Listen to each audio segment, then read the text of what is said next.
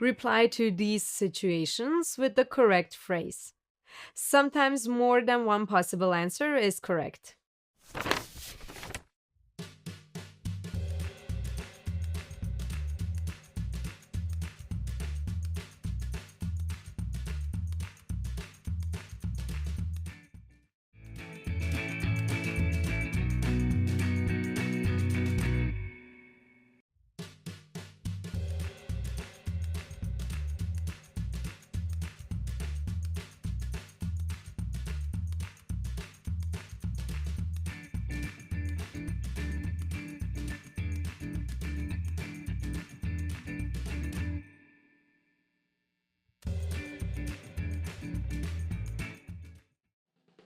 For more bite-sized German lessons, visit 11%.xyz.